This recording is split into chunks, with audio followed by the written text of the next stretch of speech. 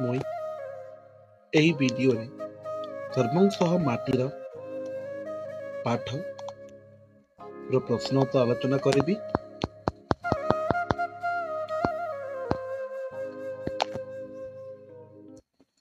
क नंबर दीह सीना तोर पहाड़ पथर डेस्क पथर प्राण।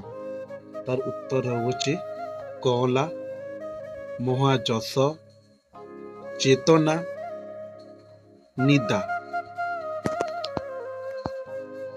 2 नंबर विपरीत बोधक शब्द लेख। जन्म होचे मृत्यु, दोष होचे निर्दोष, धीर चंचल द्रुत, कल कर्कश कठिन, दुख सुख, निदा कंफापोल, अमाप माप, स्नेह घृणा। 3 नंबर निर्मलिखित शब्द गुड़िकर 2टी लेखाएं प्रतिशब्द लेख। प्रतिशब्द अर्थ है गोटे जिनिस के आम 2-3 ना प्रकार आम डाकुचु। माँ के आम कहूँ जननी, माता भी कहूँ।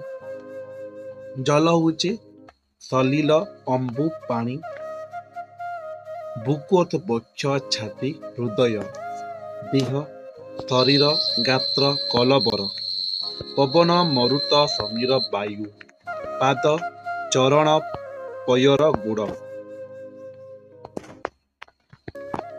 4 नंबर निर्मिलिखित शब्द मानकर गद्य रूप लेख। पद्य रूप गद्य रूप देइछे स्नेह स्नेह, सकति शक्ति, स्वर्ग स्वर्ग, मुक्ति मुक्ति, तृपति तृप्ति, सपन स्वप्न। 5 नंबर देइछे कि वाक्य गठन कर। अमाप अली जयगान चेतना आघत।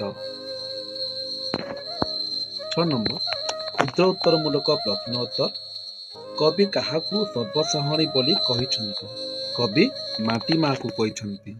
केउठारु आमे शक्ति और तृप्ति पाभ बोली कवि कहिछन्ति? मिठा पानी पवन और गछलतार फल शक्ति तृप्ति पानी। आम मन सुख लागी हस कथा केउठारे भरी रही अछि? आम मन सुख लागी हस कथा नदी समुद्र भरी रही। कवि काहाकू माँ बोली कहिछन्ति? कवि जन्ममाटी को माँ बोली कहिछन्ति।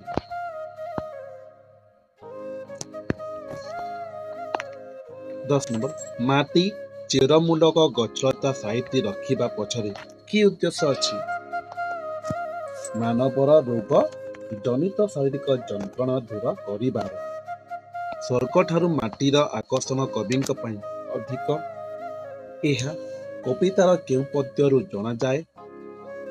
सरग डाकिले मन बोले नाई छाड़िबाकू तोर काख। केउ कर्म हेतु कवि ए देश को बुलिबाकू आसिछन्ति? केते तपस्या रूपक पुण्य कर्मर फल। माटीर महाजस घोषिबाकू कवि काहाठारू आदेश पाइछन्ति?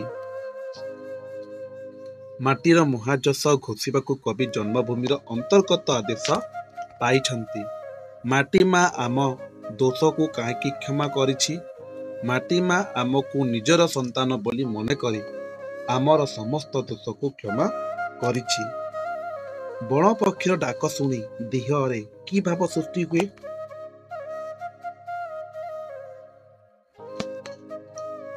आम मनरे फुलक गर्भभाव सृष्टि हुए।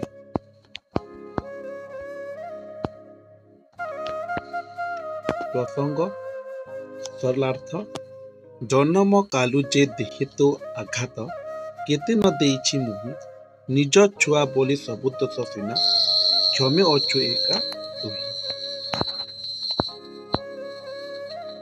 17 नंबर अमाप धरिचु दे टिके मते निदा हेउ मोर छाती निजे दुख सही ए जगत पाई लागी पड़े दिन राति।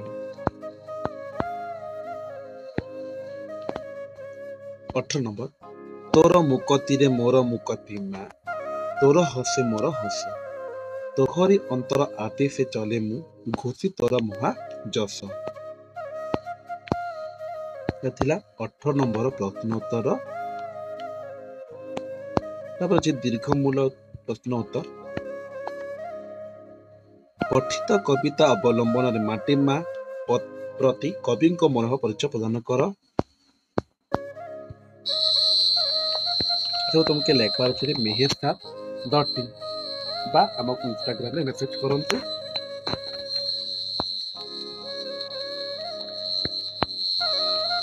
କୋଡ଼ିଏ ନମ୍ବର ମାର୍ଟିନ ସରପଞ୍ଚ ସାହା ଏହାର ଯଥାର୍ଥ ପ୍ରତିପାଦନ କର।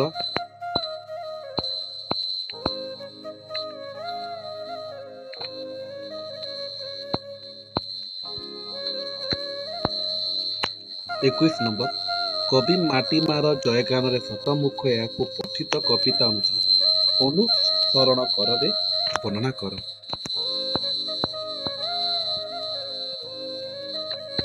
ତାପରେ ତୁମ ପାଇଁ କାମ ଅଛି